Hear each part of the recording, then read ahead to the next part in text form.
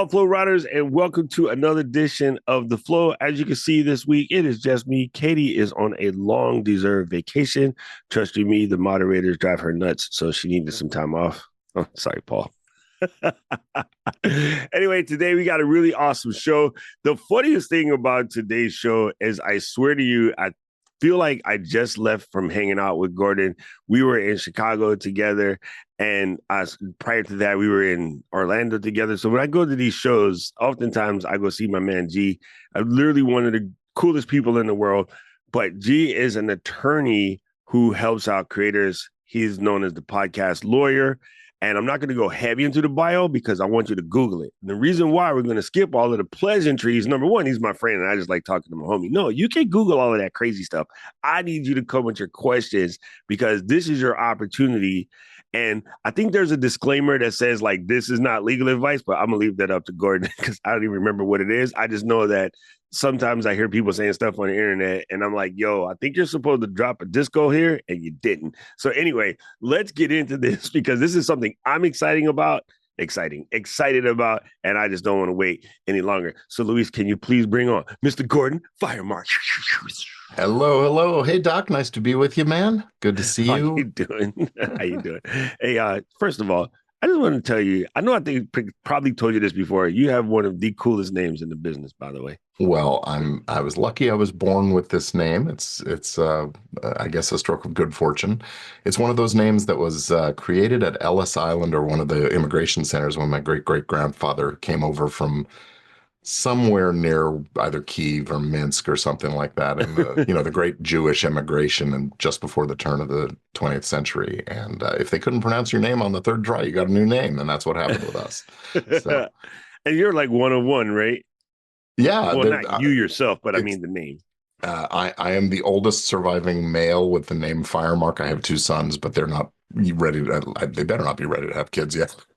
So,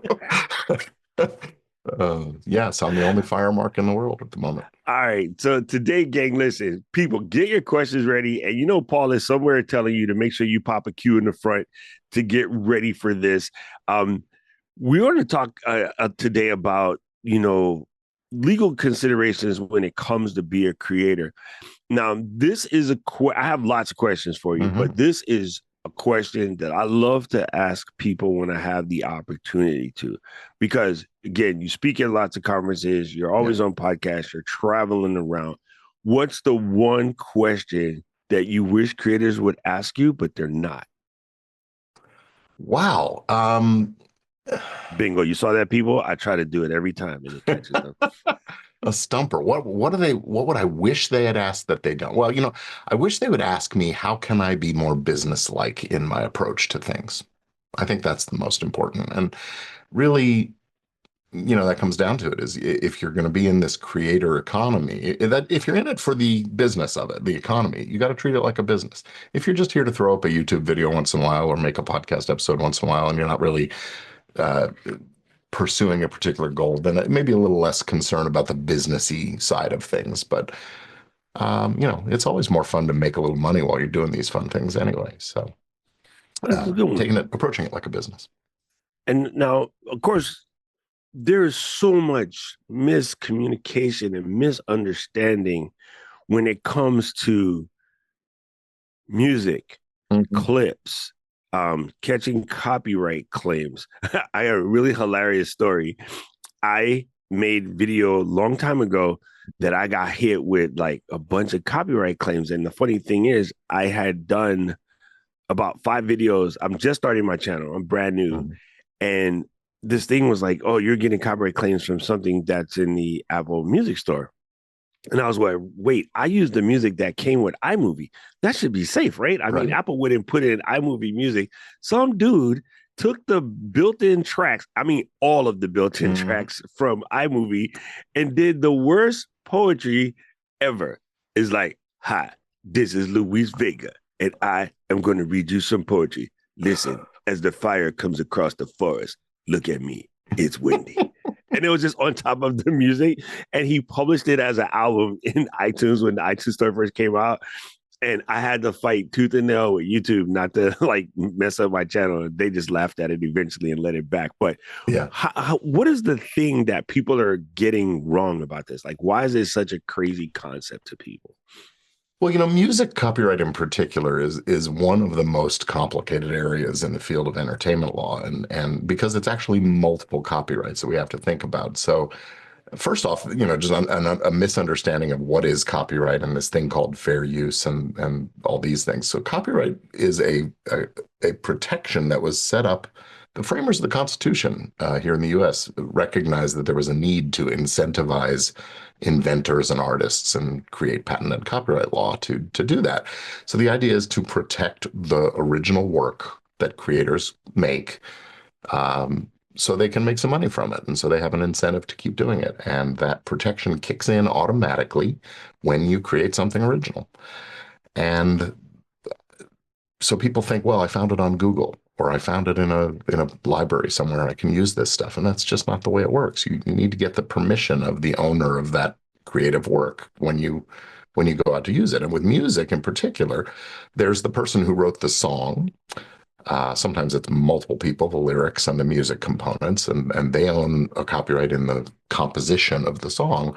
And then there's the artist that recorded it and the record label that presumably funded that recording. And there's another copyright in the recording. So if you want to use a piece of music in a video, for example, or a podcast episode, you have to get permission from both the composer side, which is usually handled by the music publisher, as well as the record label that owns that recording copyright. And uh, we hear a lot about this conversation about fair use, but I'm here to tell you, most of the time it's not. It's not fair use. I think it's funny that people just, I think a lot of people grip onto the fair use thing, especially when it comes to sort of reaction channels. Like to me, this is just weird as a creator. I think reaction channels, and please, so I hope somebody doesn't have one. I think reaction channels are one of the laziest forms of content creating in the planet. But the reason why everybody wants to do one is there's precedent set by Yeah. somebody else who already did it, and that person tends to be doing good. Now, I think it's harder. This I could be wrong. I think it's Mhm. harder to do reaction channels in the US because I think we have stronger policies than many other places, not all. Mhm. But I think a lot of people are copying somebody who might not live on US soil Yeah. and they're doing it. And just because you don't live on US soil doesn't mean that the US people won't come after you. Yeah. If nothing else but to scare you and outlaw you, because they definitely have more money, more lawyer, more time. So it's not really worth it. Just create original stuff.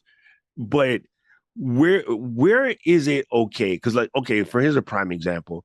Um, a lot of my buddies do Apple content, Mhm. and they'll throw in stuff from the keynote, and it just has a little sign on the bottom that says, from Apple's whatever. Now, in this particular case, Apple's not going to come after them because they're Mhm. helping out.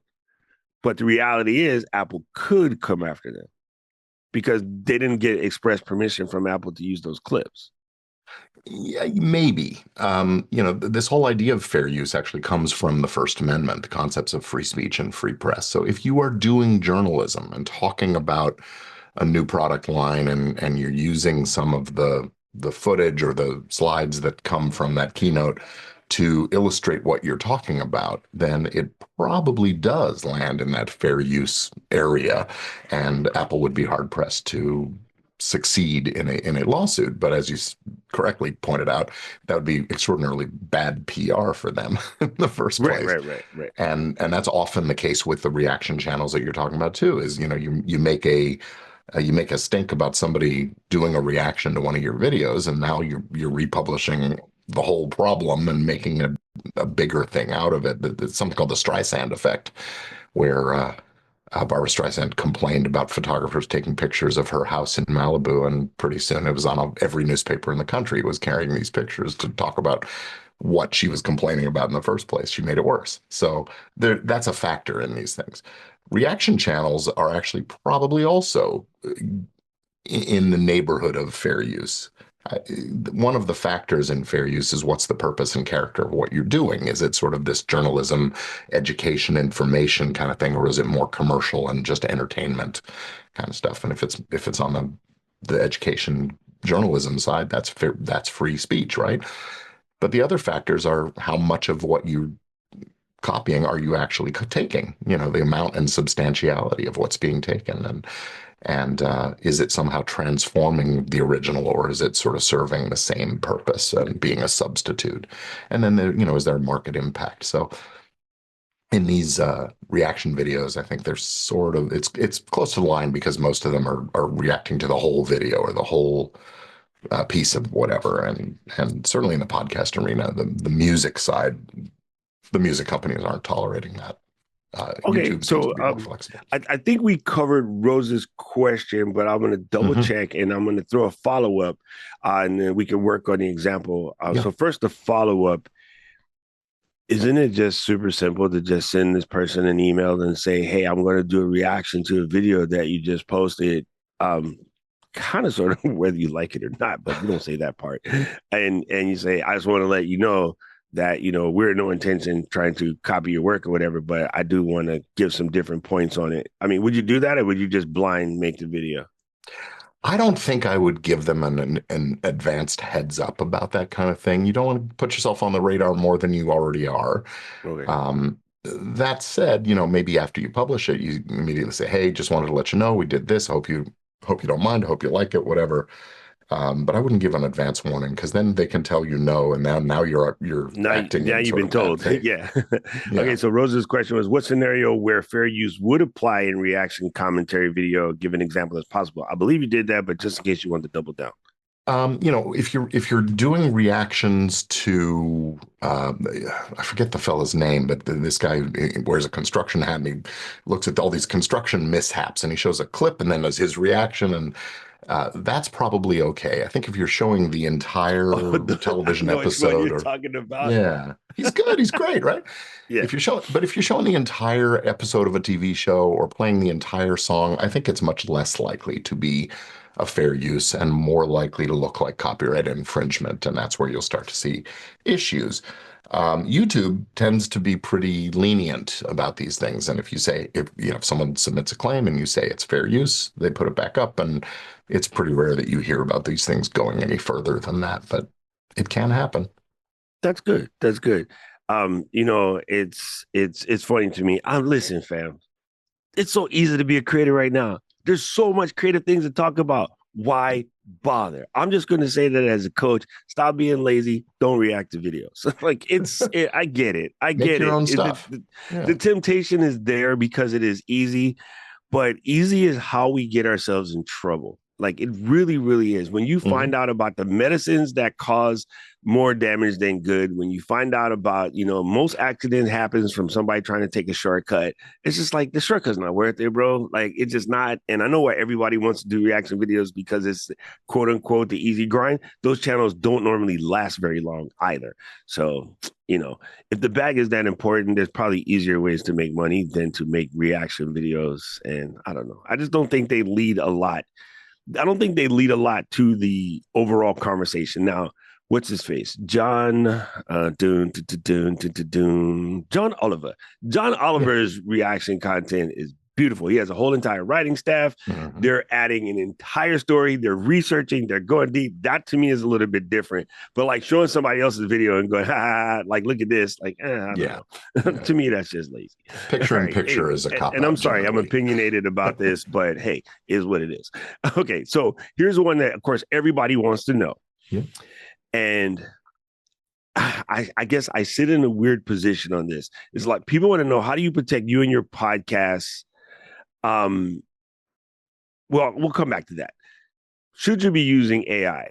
And when we talk about this, we mean from like the AI music standpoint or the AI generated video B-roll standpoint. Like, is there any copyright situation in there? Well, That's a broad question. I'm sorry. yeah, we're in a really early phase of thing. You know, this is the wildest part of the Wild West right now is the AI, and we have to kind of wait and see what's going to happen on the copyright front.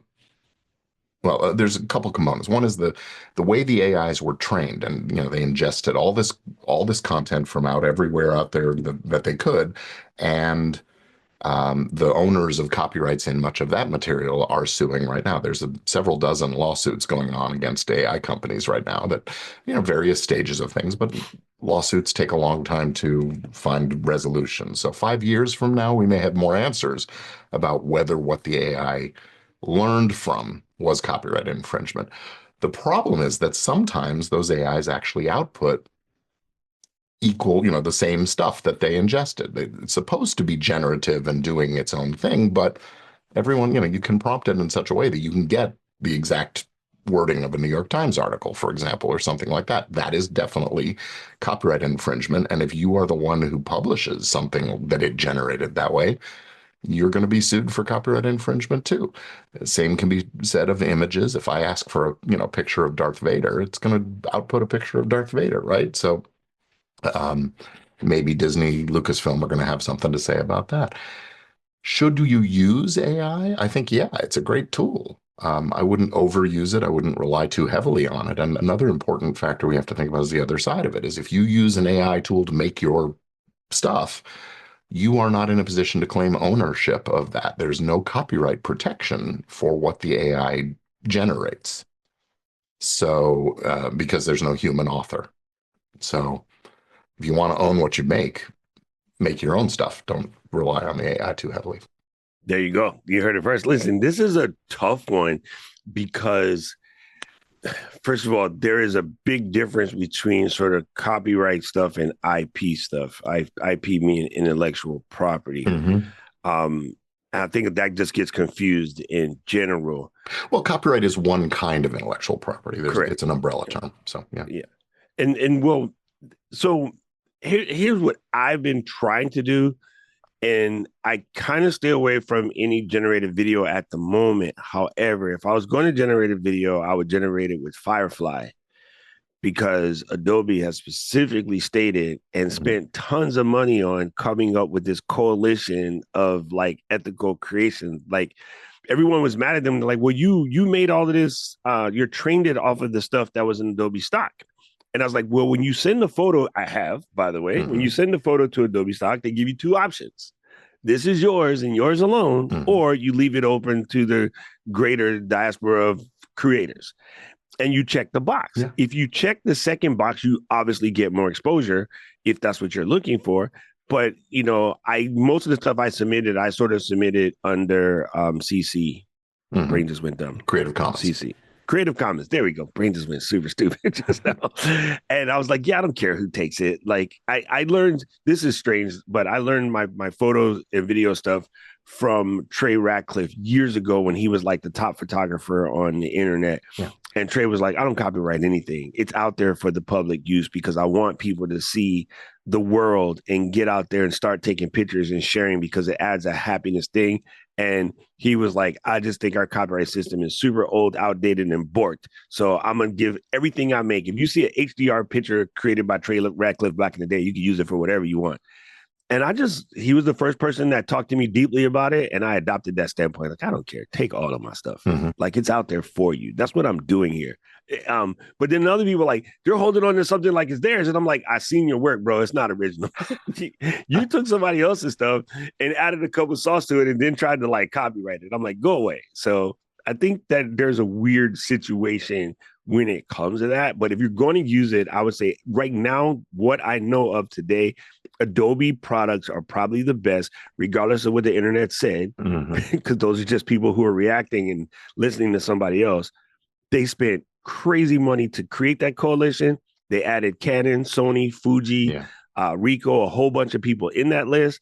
And that ethical creation consortium, which I'll give you the names for as soon as I paste the link in, their stuff is probably good. Well, and with Adobe, you're paying for the access to their system, and they have arrangements with the creators of these things. So there's some kind of a payment mechanism happening where the original creators are in the mix somehow. I don't know what the terms are exactly, and that's right. I want to say one thing about this always is whatever tools you're using in your creation, it really is a good idea as as painful as it can be to read those terms of use and the privacy policies and those kinds of things, and especially the license terms if you're using Adobe products, because it'll tell you what you can and can't do in what's usually pretty clear language. Some of the stock libraries aren't so clear, but Adobe's great. Yeah, so that's a good question. Um, I get a lot of flack because I'm always like, just use Adobe stock libraries, but Adobe stock library is $50 a month. But then you got stuff like Envato Elements or Pexels, or I forgot the other one begins with a Pixabay, G. yeah, there's a lot of these. Pixabay. There's one more, Unsplash. Mm. I think Unsplash is mostly considered uh, Creative Commons Yeah. oriented stuff. But what do people who are buying these like sort of low price libraries, are they ever in trouble because they didn't go with something that's established and has lawyers backing them up? I had a client that used a piece of music that came from Audio Jungle, which is part of that Oh Envato God, can't. Ugh. marketplace, and used it for the show open for a podcast. So it's showing up in every episode, right? 2, 3, 4 years goes by, you got a couple hundred episodes going, and then Envato comes out of the woodwork and says, "Hey, you bought a single-use license from us. You've got 199 unlicensed episodes. Pay up." Oh. You got to read the license terms. You got to understand what you're getting. Yeah, man, you just brought up some valuable info. People, I hope you're clocking this. I have definitely seen in situations where, you get a font, right? Mhm. And this is free font library. Because back in the day, before we got to Right. AI and music, it used to be get a CD that has 1,001 fonts. That was always the number, Yeah. 1,001. And if you were making flyers for the church and that was it, you're good. But if you were making flyers for the church fundraisers, that's commercial and it Yeah. might not be good. Or your Right. home garage sale. Or your home garage sale. Correct. Right. Correct. So you could actually get in trouble. And I know somebody who published an entire book, and then the company, it wasn't Broaderbond, but it was one of those little generic, like, Mhm. get all of these fonts. They came after them and it's like, oh, that's one of our fonts. And you didn't buy the font. Like, oh, by the way, the font license to use this commercially is $1,500. Yeah. The CD was $15. Hmm. So make sure you read that stuff. Yeah. It's kind of a miss. It's kind of a miss. And in publishing world, they do come after people for font license issues a lot because people are always, when my friend gave me the font with the design, Mhm. you can't Yeah. do that. And it's interesting because That, fonts, the general shape of a typeface is not something that can be copyrighted, but the ornamental parts of it, the serifs and the curves and that stuff can. And so it's a really tricky area. And, you see something that's cool because it's different. Guess what? You're going to end up in this situation. oh man, that's so crazy. That's so crazy. Okay, so how should you go about protecting yourself in your podcast? Well, let's go back to what I said at the very beginning is start by thinking of it in a business-like approach, approaching it as a business. Even if you're not in it just to make money, thinking about it the way a business would. Movie producers, movie productions, they go out, they use contracts, they form companies, they raise the financing using, legal mechanisms. Everybody who's involved in that movie production is signed to a contract, and then they protect their copyrights and that kind of thing. Same approach for smaller content creators. You should think about, if you're making any money at all, you should really think about having a business structure, a corporation or an LLC, or at least something, if you're working with partners and a team, a partnership agreement, something that documents the nature of the relationship.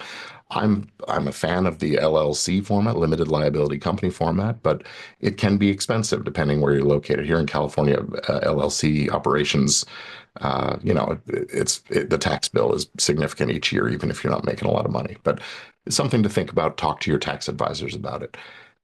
You should be thinking about the relationships you have with the members of your team, whether that's a partner, co-producer, co-host, or maybe it's an editor, a producer, a researcher. All of these people should be signing contracts that specify things. I call it in the podcast world, I call it a podcast prenup. You want to figure out who's going to own what, who gets the house and kids if this relationship breaks up, right? Um, who owns the content? Who owns the raw materials? Who owns the feed? Who owns the audience? The YouTube account, whatever it is, right? You got to figure out who's going to do that? If you're hiring independent contractors, they need to sign a piece of paper that says the hiring party owns that stuff. Otherwise, the law works the other way around sometimes. Um, Co-hosts can look like partners. Maybe that is what you want, maybe it isn't. So get these things down in writing and have those structures in place. And then, contracts with the folks that are going to pay you and figuring out your deals. If you're doing a brand deal, you better get it in writing, and it better be clear about what the brand can and can't do with the content later on. How are you going to get paid? When are you going to get paid? What happens if you don't get paid? It's amazing how often that's an issue. Not getting paid after you deliver all the stuff, and the brand is seeing the benefits. Um, Right. and then the intellectual property is kind of the fun stuff: the copyrights, the trademarks, the trade secrecy stuff that you need to protect what you've created and perfect your ownership in those things if you're at all interested in turning this thing into a business or maybe selling in the future or even just to get insurance in place. Having a good catalog of your intellectual property is an important step. Man, I think the insurance one would probably be a big one that a lot of people go missed. I see that a lot with going to do certain weddings, and then they ask you, "Hey, do you have a insurance policy? Please provide the paper," and I have to fax over, Yeah. write it for that event. Like sometimes I'll pull 2 million just for an event. Mm-hmm. And that sounds crazy, but a 2 million event policy is like $85, people. It's not that expensive. Some old lady who's had a couple of drinks trips over your power cord and breaks her Yeah. neck. You want to have Yeah. insurance in You want to place. have it covered. Yeah, exactly. So I always, when I'm doing events, if they don't ask for it, Yeah. I ask them, did you guys buy an insurance policy for the event? And am I covered under that policy? Mhm. And if they say, yeah, I still get my own, because Yeah. legit, you can go online and get policy for 40, 50, 60, 70, $80. It really depends on the amount of people attending and the size of the venue. But I like to get my own policies for events because I just don't, Yeah. this is me personally. Well, and there's lots of different kinds of insurance, Doc. If you don't mind, I'll just touch on a couple others. First of all, if you have people working for you, you need worker comp insurance if they get hurt on the job.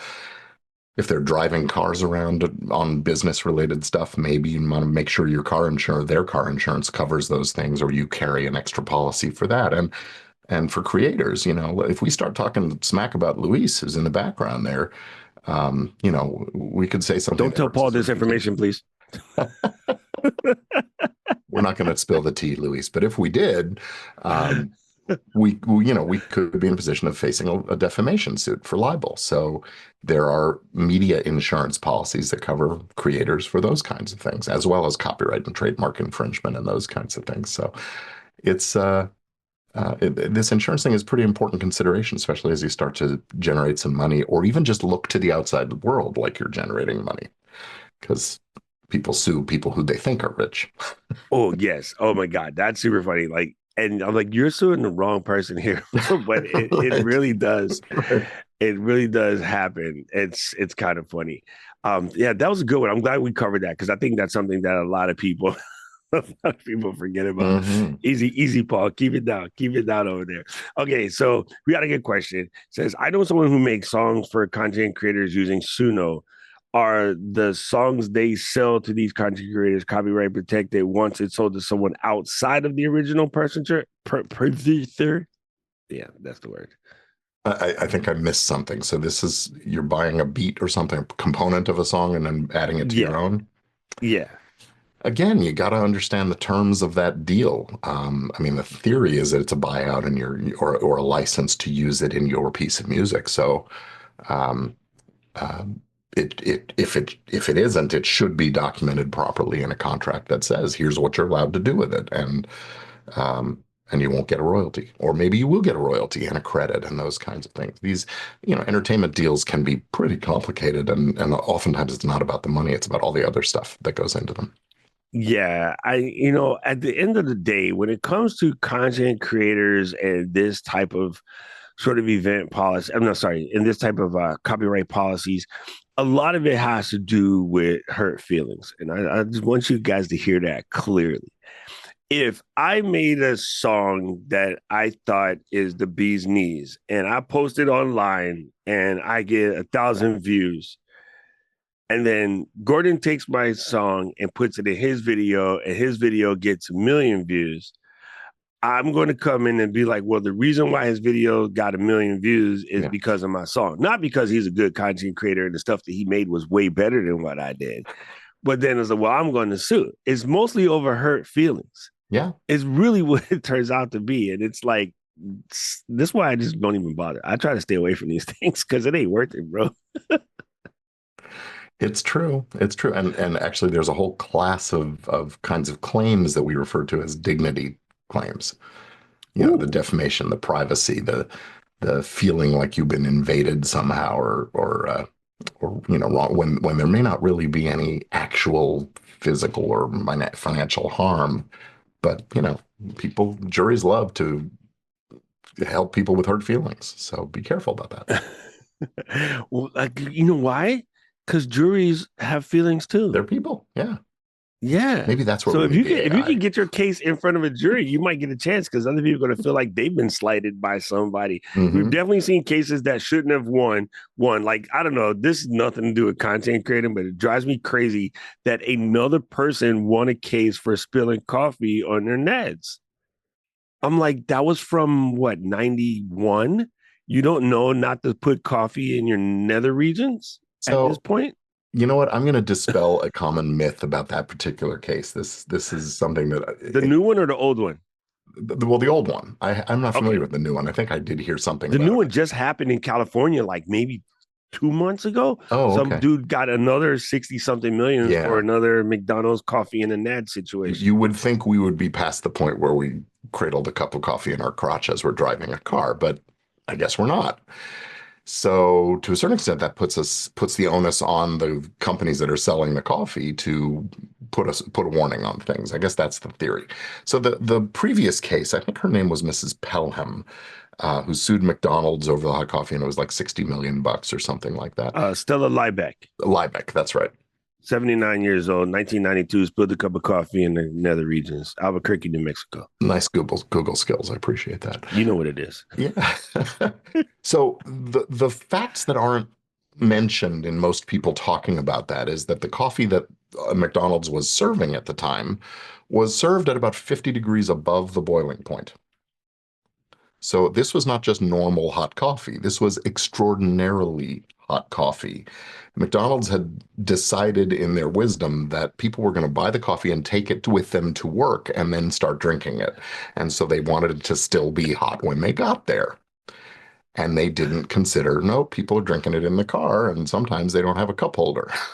So that was what the jury found so offensive is you're serving this stuff at 400 degrees Celsius or you know whatever it was, and you should at least warn people that caution, this is very, very hot. So that was sort of the partial rationale behind that case. And yeah, some of it was just, oh, this poor old lady's, you know, her tender bits got burned. So, you know, what are you going to do? Bad Oh facts my in that God. situation. Yeah, there was another case recently, and I mean, this is literally like maybe 2 months ago. Mm, Somebody else got like $64 million or something. And it's like, man, listen, this is why we have all the trouble that we're in now, is because yeah. people are like suing people over stuff that's kind of sort of common sense.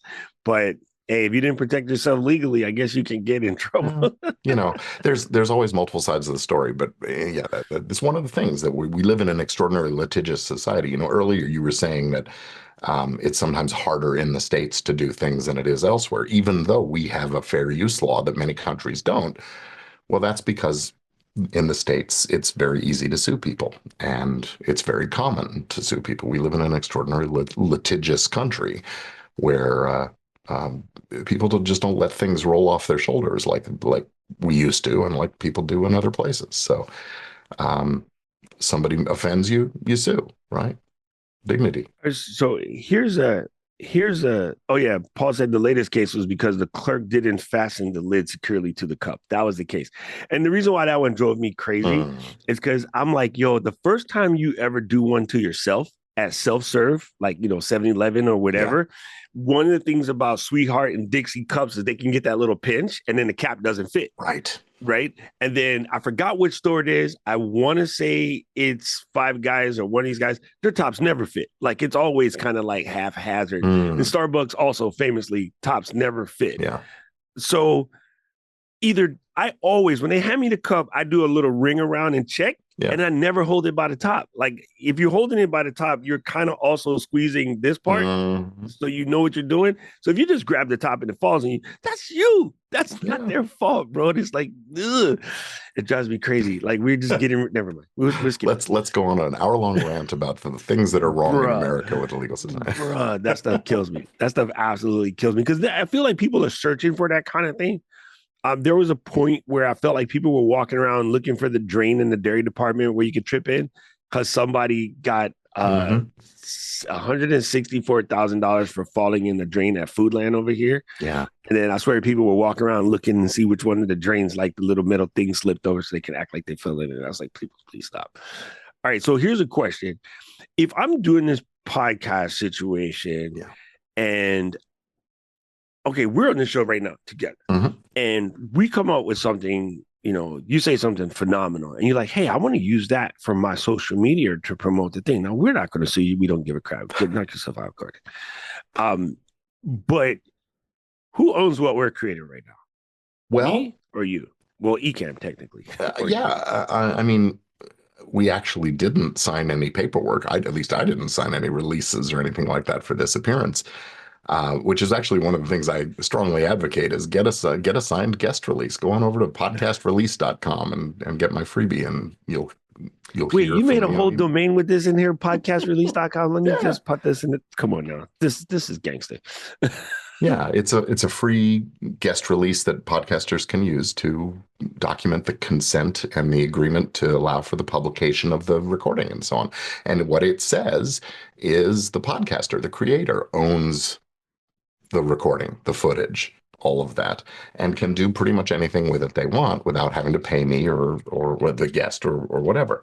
And you can tweak that and change things if that's the way you want to approach it. But that's generally the idea. Now, implicitly, if I come on your show, yeah, I'm agreeing to be on your show. But when it's implicit, then it's also revocable. I could come at you a week or a month or a year later and say, you know what, take that episode down. I don't like that anymore. And maybe that's no big deal, or maybe it is. Maybe you've got sponsors in that show that paid for the opportunity to have a show up there and an episode out there. So, now you're in breach of contract because the episode isn't where they thought it was going to be forever and ever, or long tail kind of thing. So that's why you need these consents. But to answer your bottom line question, you guys are recording it on your end. You're publishing it on your YouTube channel and stream. You guys own it. That's my take on it. But like I said, we have definitely run into a situation before where we get overzealous fans who like to create things using our logo mark. And I caught all kind of heat about this being a copyright thing. And I'm like, logo mark and copyright are different. They're not the same. However, how does one protect, say, even in something like that, right? Like if someone wanted to make something, out of the flow, I don't have anything right now because it's hidden away, I believe.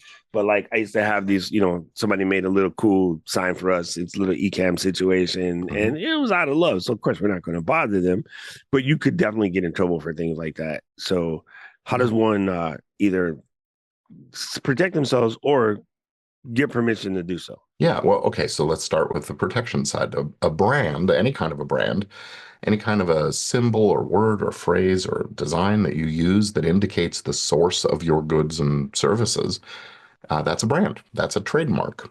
And the best thing to do if you have one that is distinctive and sets you apart from the others out in the marketplace is to register the trademark.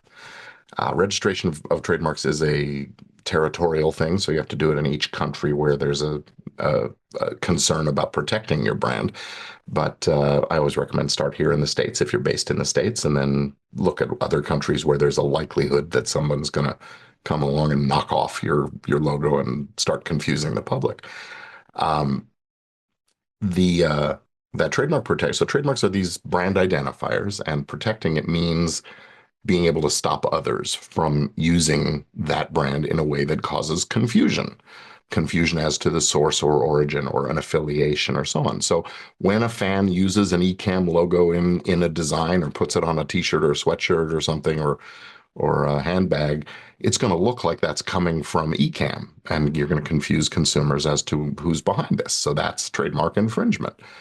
Um, if you want to do that, the thing to do is ask for permission. It's called a license, and very much like using a piece of music, you need a license to incorporate someone's logo into your product or something like that. And usually that goes with some quality control requirements and approvals and things like that, because the brand wants to make sure that it's protecting its not just its design, but also its reputation and its image. Let's say somebody puts the Ecamm logo on a crappy T-shirt that falls apart after 2 washings.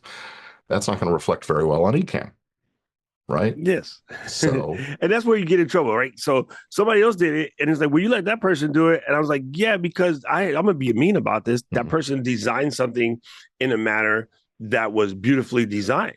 yeah, So it didn't make, party X look bad. yeah. But you designed something that looked like your camera didn't work. And then it just looks bad. And so you're going to come after the person that makes the thing ugly. It's just like, someone using your clip. If they use your clip to make you look good and they get you more views, you're probably not bothering them. But if you make them use a clip to make someone look bad, they might come after you, bro. Actually, and I don't blame them for it. Because this is one of those situations, though, where you have to be really careful, even about the one that makes you look good, because if you do routinely let those kinds of things slide, then you're in trouble. It's called a naked license, basically. And if you do that, you can eventually be in a position saying, well, you didn't protect and defend your ownership of that brand, so it's now considered more generic and not protected anymore. So that's why you hear about brands going after the little guy who uses the thing a little bit, and even though it's a perfectly flattering portrayal or something like that, trademark owners kind of have to go after people to otherwise you're setting the idea that it's okay to steal my stuff. Exactly. Yeah. Oh, super good. So Joe had a question. Joe wanted to know, looking back, is there a moment in your career that totally shifted your path? There are a couple of moments in my history. One was the kids, just the suggestion that well, yeah. The first one was I was in school studying radio, TV, and film, and I was going to be a filmmaker or work in the television business. And I had sort of finished up my major, and my professor for one of the graduate level classes on government regulation of the media pulled me aside and said, "You're the only undergrad in the class. You're getting the top score in the class. You should think about going to law school." And I laughed my butt off at that idea. And then it set in a few days later, and I applied to law school and got in, and didn't get into film school, by the way. So that was one of those moments. That's a crazy pivot. Man, gee, as much as we talk, I didn't know that about you. I mean, I knew you knew a lot about AV, but it didn't ever bother to ask why. I thought you were just a nerd like me. Yeah, I actually worked a couple of years in TV. Well, I came out of theater first, and then I worked in TV production before I went to law school, and during law school a little bit as well. But so that's one pivot point. And then you know what the other one was? When I was following Leo Laporte when he was on Tech TV, and then they changed their name to something, and he left ZDTV. What's that? Well, it was ZDTV, then it was Tech TV, then it was some gaming oriented. Oh, Revision 3? Something like that. And so when he left Tech TV and started up his Twit network, it was with one show on Sunday afternoons, This Week in Tech. This Week in Tech. And I heard that show and I thought, that's so cool. And I was just starting out well, not just, I'd been in practice for a few years, but I wanted to do something different to market my practice. And I had been blogging and those kinds of things. I thought, blogging is a lot of work to sit down and write something and really be perfect about it. I wanted to just talk into a microphone and record a show and put it out there. And so I started podcasting. And, initially I just sort of picked it up on a whim. I'd been a guest on a few shows and I decided to start my own show. And then I realized, well, this is a kind of media production. I really ought to check and see if there's any legal stuff that needs to be thought about. And I realized that there was, but there weren't any resources. So I sat down and did some research and ended up writing a book. And so that moment of discovering podcasting as a marketing tool for my law practice really pivoted me into being the podcast lawyer. And that has been Man, great for listen, me. that just blows my mind. Okay, I'll tell you why this absolutely blows my mind. Um, well, too started the idea that I was going to go into something in the nature of tech education or tech journalism because of the original show on ZDTV when it was only available on Dish. Yeah. And then it switched over to, actually, it was called Tech TV, and Mm-hmm. then ZDTV. And then it went to G4 eventually maybe? become Revision 3. Mm. And well, that's the split. And then Yeah. Sunday, Twitch celebrated its 20th anniversary. I am on hundreds of episodes on Twitch. Mm. But like I started like really honing in the idea of a video, or I was doing podcasting prior, but that was hand coding, like you had to Mm-hmm. hand code your XML files. And then FeedBurner came out in Yeah. like 2006, 7, which made it a little easier. Yeah. It was That was easier when to I hand code, started with honestly. FeedBurner. Yeah. And oh yeah, G4 TV. Thank you, Rich. Thank you, Yeah. thank you, thank you. That's the one. G4 TV. Yes. And so it's funny. I went to San Fran after I met Leo, and we started, being friends back then. I started being on the network a lot from about 2012. Mm-hmm. And yeah, 20 years in the making, bro. Crazy. And it's funny because I have people in Ecam who are like, oh, I found Ecam because of you on Mac Break Weekly or on Twit, because I'm on Twit, at least 5-6 times a year, and then on Mac Break Weekly about the same. I just did Mac Break Weekly last weekend, Nice. which is just absolutely crazy that that's one of your starting points, because we have a very similar starting point. I got to be on This Week in Law a couple of times too. That was pretty fun. So oh, yeah, nice. really impressed by that. I would tell my people in the back, like, if they ever need another person, bring them, especially when we got to talk about something legal, because Apple, they're forever getting sued. Yeah, and suing. It's like, oh my God, they're always getting sued. And this is a non-creator question, but what the hell is it about East Texas that just comes up with the craziest lawsuits? Oh, well, that's really interesting. That is the forum that lawyers and companies deliberately choose to file their lawsuits in, because the judges and apparently the juries there seem to really like the big companies that own patents and things. So it's the favorite jurisdiction for those kinds of lawsuits. And that's why you see some crazy rulings coming out of it. Okay, step one. Everybody here needs to do something right away. They haven't done it yet. What's the first step they should take? After listening to Gordon, what should they do today? Get that podcast guest release. Get your guests to start signing releases. Don't try to go back on the old guests and get them to sign unless you're planning on repurposing that content. But just going forward, get those releases signed. Second thing I would say is look at your relationships and decide whether you ought to start a company, an LLC or something, or at least get those relationships in writing. And document, who owns what, who gets what, who's responsible for what, and what happens if somebody needs to leave or needs to be shown the door. All right, I'm just putting this in the chat so everybody can remember. Right. Document that ownership. And yeah, I definitely I heard someone recently tell me that they were going through a pod divorce. Mm-hmm. And it can be challenging because the person wanted them to take down all the old episodes that they were on. And the funny thing is, if I remember correctly, the pod divorce wasn't because the two hosts were mad at each other. This person got a position where their current employers wasn't going to like whatever they podcasted about prior. So they wanted it taken down. But then the other person didn't want to take it down because there's 200 and something sods. Right. And it's just like, bro, that's just terrible. It's terrible. That's a crazy question. Maybe this is dumb. Sometimes I have weird thoughts. Is there anything that you can do when you're going in and be like, hey, I have this older podcast and these are the things that we said, but I'm in a different headspace right now. So I don't want to take them down because they're history, But just understand that this is where we are today. That's not where I am. You talk about unringing a bell. Yeah.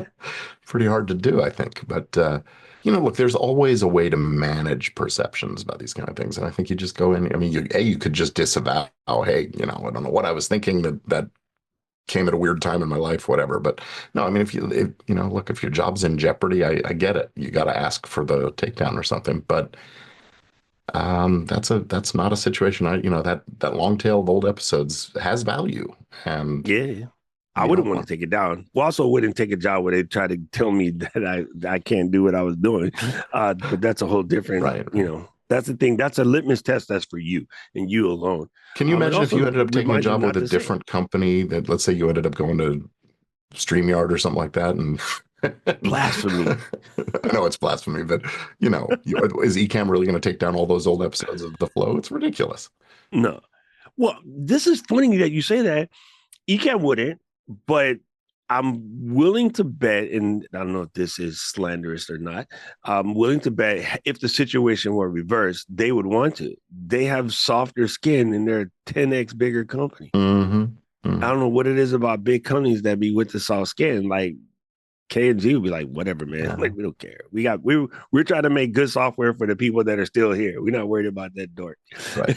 It's just literally one of those things that I think it wouldn't make a difference. Paul said it's easier to make adjustments before the divorce. Yes.